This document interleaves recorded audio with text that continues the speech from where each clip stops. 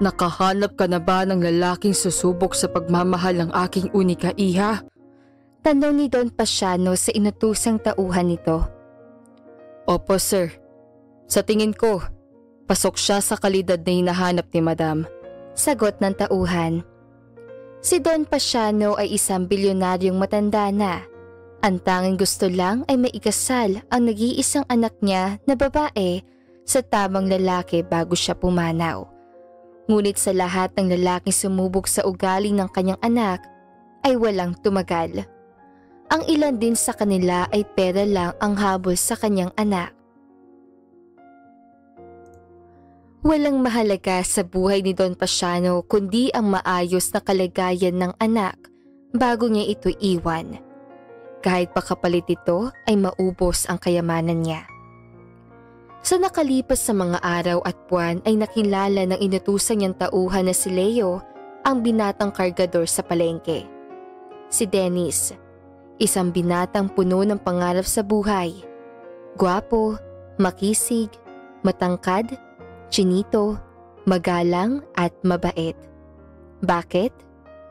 Inalam ni Leo ang background life ni Dennis at natuwa siya dahil positibo ang nalaman niya tungkol sa binata. Nilapitan niya ito habang nagpapahinga at inalok niya ito ng trabaho. Dennis, tama? Sambit niya sa binata. Opo. Sino po kayo? Bakit niyo po kilala? Pagtatakang tanong ni Dennis. Hindi ka ba nagsasawa sa ganitong trabaho? Gusto mo ba ng mas malaki ang kita? Muling tanong ni Leo kay Dennis. Gusto ko naman po, pero hindi po kasi ako nakapagtapos. Kaya ayos na po ako sa ganitong trabaho. Tsaka, ganitong trabaho po nakasanayan ko eh. Magalang na sagot naman ni Dennis. Ganoon ba? Kung aluking kita ng trabaho, malaki sweldo, game ka ba? Alok ni Leo kay Dennis. Sa pag-iisip-isip ni Dennis, ay bakit bigla na lang siya aalukin ng trabaho ng taong hindi naman niya kilala. Nagdududa siya kay Leo, kaya humindi siya at nagdahilang may gagawin na para lang iwan niya si Leo. Sa mga sumunod na araw ay bigla namang nagkasakit ang kanyang lola. Kinailangan nitong maospital dahil sa ulila sa magulang si Dennis at siya lang ang nag-iisang apo. Siya lang ang bumubuhay sa kanyang lola na ngayon ay sakitin na. Naalala naman niya ang alok noon ni Leo tungkol sa trabaho. Kahit pa may pagdududa siya, ay gusto niyang subukan ito. Nakita niya si Leo na kumakain na street food sa gilid ng daan malapit sa palengke. Pero ang hindi niya alam, ilang araw na pala itong naghihintay sa kanya. Ikaw pala. Tuhog ka. Ako na magbabayad. Alok ni Leo sa kanya. Tungkol sa trabaho na inaalok mo, pumapayag na ako. Gusto ko subukan. Saad ni Dennis. Good. Good decision. Di mo pagsisisihan. After nito, kung free ka, sumama ka na sa akin at mag-start. Saad naman ni Leo. Pagkatapos nga nila sa pagkain, ay sumakay si Dennis sa itim na kotse ni Leo. Bumiyahe sila papunta sa isang malaki at magarang mansyon na pagmamay-ari ni Don Pasiano. Pagkapasok nila sa loob ng automatic na gate, ay sinalubong sila ng mga tauhan. Pagkababa niya ay lumuhod sa kanya ang mga tauhan. Maya-maya pa isang boses sa matandang pababa sa magarbong hagdanan, si Don Pasiano. Maligayang pagdating, iho. Ako si Don Pasiano, ang may-ari ng buong mansyon at kalupaang natatanaw mo. Ako ang nagpahanap sa iyo para sa isang trabaho. Wika ni Don Pasiano. Ngunit nalilito pa rin at may halong kaba at takot ang nararamdaman ni Dennis ng mga oras sa iyon. Pakiramdam niya at sa pag-isip-isip ay miyembro ng isang sindikado si Don Pasiano. Kaya nang aatras siya para subukan tumakas sana, ay hinarangan siya ng maraming gwardya. Ang mga ito ay may mga sukpit na baril sa tagiliran. Teka lang po, Leo, anong klaseng trabaho ba pinapagawa niyo sa akin? Natatakot na po ako. Mabuti pa ay uuwi na lang po ako sa amin. Nauutal na saad ni Dennis sa matandang nasa harapan niya. Umupo si Don Pasiano sa single na sofa, tapos ay inabutan siya ng mamahaling tabako ni Leo. Alam mo, natatawa ako sa iyo. Gusto kita. May kakaibang aura ka na nagustuhan ko sa iyo. Huwag ka matakot. Kung ano man ang iniisip mo, ay hindi kami ganoon. Ang trabahong gusto kong ialok sa iyo ay ang pakasalan ang nag-iisang anak kong babae. Paliwanag ni Don Pasiano. Nabigla naman sa narinig niya si Dennis. Hindi niya inaasahan ito. Buong akala niya ay kung anong trabaho ang ibibigay sa kanya. Hindi rin naman siya handa sa pag-asawa. Lalo na at no girlfriend since birth siya. Di niya alam kung kaya niyang mahalin ang babaeng kakakilala pa lang niya. Pero hindi po talaga ako handa sa ganoong bagay. Kahit anong trabaho na lang po. Saad ni Dennis. Ganun ba? Leo, ang pera. Utos si Don Pasiano sa kanya sekretarya. Iniabot ni Leo ang 2 bag ng pera. Binuksan ito at ipinakita kay Dennis. 10 milyon yan.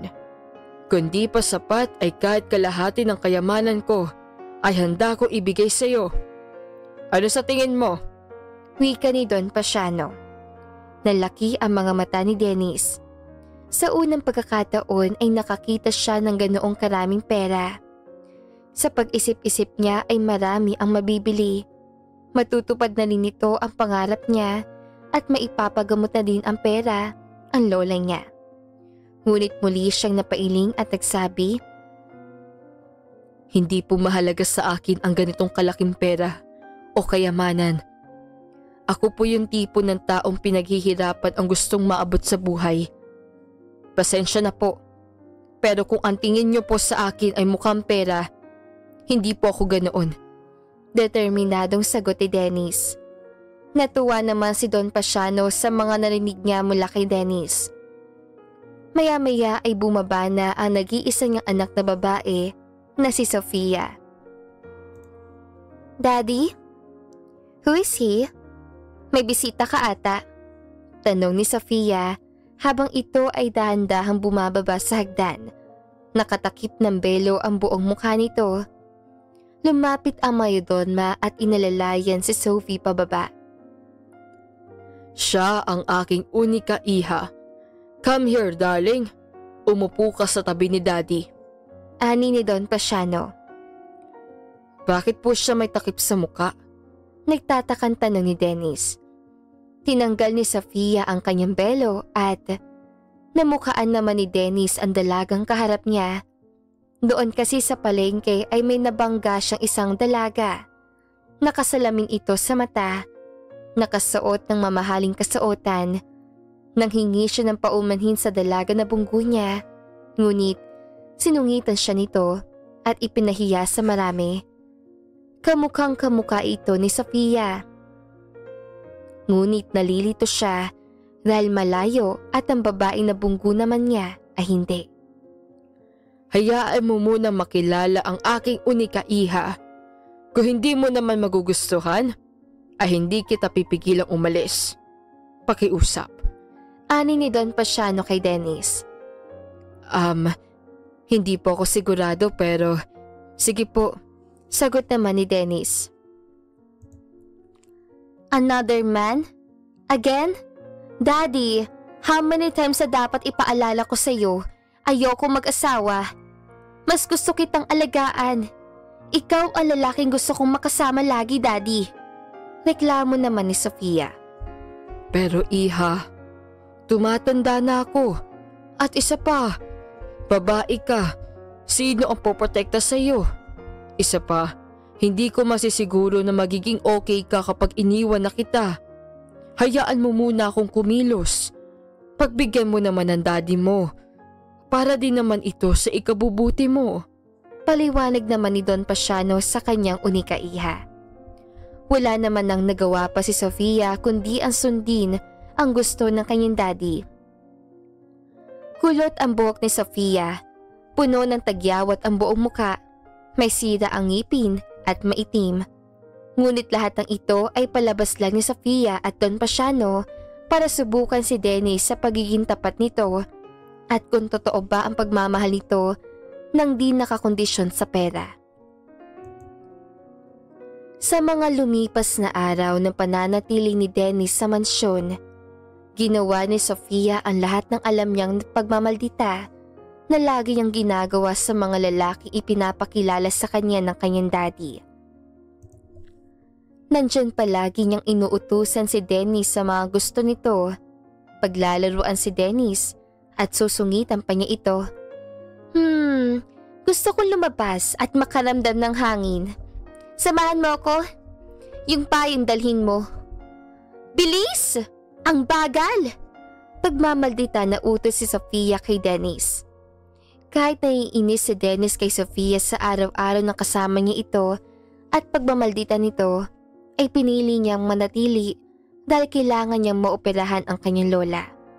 Bukod pa doon, ay naawa siya kay Sofia dahil sa kalagayan nito. Naiisip niyang sino pang lalaking papatol dito na matino. Karamihan kasi sa mga lalaki ngayon ay pera lang ang hanap o hapol. Ipinakita ni Dennis kay Sofia ang pagiging mabuting tao niya sa kahit anong paraan at sa kabila ng pagsusungit sa kanya ng dalaga. Iniisip pa nga ni Sofia na baka gipit na gipit si Dennis dahil sa kahit pangit si Sofia at masungit ay pinipili pa din ni Dennis na pakisamahan siya at sundin ng anumang iutos nito. Huwag ka nga magpanggap, Dennis. Alam ko na napipilitan ka lang dahil kailangan mo ng pera. Tulad ka lang naman din ng ibang lalaki na pera lang ang habol sa akin. Sino ba namang tangang lalaki ang papatol sa tulad kong pangit? Prangkang wika ni Sofia kay Dennis. Ganoon ba ang tingin mo sa akin, Sofia? Oo, kailangan ko nga ng pera para sa lola ko. Pero hindi na susukat doon kung ano talaga ang intensyon ko. Sofia, sa tinagal-tagal at araw-araw nating makasama, ay nahuhulog na talaga ang loob ko sa iyo. Na sa'yo na yun kung maniniwala ka. Pero kung talagang ganyan ang basihan mo sa ugali ng mga lalaki, di kita masisisi. Gusto ko lang sabihin na hindi lahat ng lalaki ay katulad ng iniisip mo. Naiiyak na paliwanag naman ni Dennis. Nasaksihan ng palihim ni Don Pasiano ang pagtatalo nilang dalawa. Naging siya ay nakumbinsi ni Dennis na talagang mabuting tao si Dennis. Kaya naman tinawagan niya ang kanyang sekretary at ipinaschedule na ang araw ng kasal ng dalawa. Sigurado na kasi si Don Pasiano na magugustuhan ni Sofia ang binata. Nagpatuloy ang panunuyo ni Dennis sa dalaga hanggang sa unti-unting nakukuha niya ang loob din nito. Napa-oo din niya ito at pinatunayang tapat ang pagmamahal niya at malinis ang intensyon niya para sa dalaga. Isang araw ay naisip ni Don Pasiano at Sofia ang huling pagsubok para kay Dennis. Nagpanggap si Don Pasiano na bankrupt at naubos ang lahat ng kanilang kayamanan. Nagtapat siya kay Dennis na hindi na niya ito matutulungan sa pagpapagamot ng lola nito. Sinabi din ni Sofia kay Dennis, "Ngayong mahirap na kami. Bukod sa pangit pa ako, mamahalin mo pa rin ba ako?" Seryoso at naiiyak na tanong ni Sofia. Oo naman. Gaya nga na sinabi ko sa iyo, Sofia. Hindi ako tulad ng mga inaakala mong lalaki na pera ang habol. Maganda ka, Sofia. Tandaan mo na maganda ka. Sanay naman ako sa hirap ng buhay at kaya kong patunayan yun sa iyo. Mahal na mahal kita, Sofia. Malambing na wika ni Dennis sa dalaga. Niyakap niya si Sofia na mahigpit at hinalikan hanggang sa may nangyari sa kanila. Kinabukasan, dinalaw ni Dennis ang lola niya sa ospital. Nagulat siya sa sinabi ng doktor nito sa kanya. Successful ang naging opera sa lola mo. Wala na rin kayong babayaran, sir. Makakauwi na po kayo sa Makalawa. Paliwanag ng doktor sa kanya. Pagkalipas ng 2 araw na ilalabas na nga ni Dennis ang kanyang lola, ay isang magarang kotse ang naghihintay sa kanila sa labas. Pinagbuksan sila ng driver nito at hinatid sa mansyon ni Don Pasiano. Doon ay nalaman ni Dennis lahat ay pagsubok lang pala sa kanya na mag-amang Don Pasiano at Sofia para malaman ang katapatan niya para sa dalaga. Ganun pa man ay hindi siya nagalit. Bagkus ay nagpasalamat pa siya ng malaki kay Don Pasiano dahil sa tulong nito para sa kanila ng lola niya. Doon na rin sila pinatira ni Don Pasiano sa mansyon.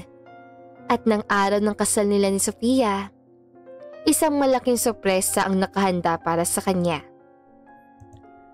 Habang hinihintay ni Dennis ang kanyang bride na si Sofia, magkahalong tuwa at blessings para sa kanya ang makilala si Sofia. Nakasuot ito ng mamahaling gown. Maraming mga mayayamang dumalo sa kanilang kasal. Nabinuksan ni Dennis ang takip sa mukha ni Sofia, ay dito ay napaiyak siya sa nakita. Ang kilala niya kasing pangit na Sofia ay isa palang Diyos sa ang kagandahan. Inamin din ni Sofia na lahat ay pagsubok din ito para kay Dennis. Humingi siya ng tawad kay Dennis. Niyakap naman siya na mahigpit ni Sofia habang ito'y umiiyak. Tunay ang pagmamahal ni Dennis para kay Sofia sa anumang sitwasyon ng kanilang buhay. Makalipas ang 1 taon, bumalik na ibang bansa si Don Pasiano para magpagaling sa tinatago nitong cancer. Panatag na si Don Pasiano na kahit iwan niya si Sofia, ay nasa mabuti na itong pangangalaga ni Dennis. Ang kwento ay tungkol sa amang gagawin ang lahat para masiguro lang ang kaligtasan at kaligayahan ng anak. At isang apo na gagawin ang lahat para sa lola. At isang dalagang ang gusto lang ay tapat ng pagmamahal. At dito na nga po nagtatapos ang magandang istoryang ito. Maraming salamat mga kakwentuhan! Huwag niyong kalimutan mag-like at subscribe at pindutin na rin ang notification bell para lagi kayong updated sa ating kwentuhan. Hanggang sa muli, paalam!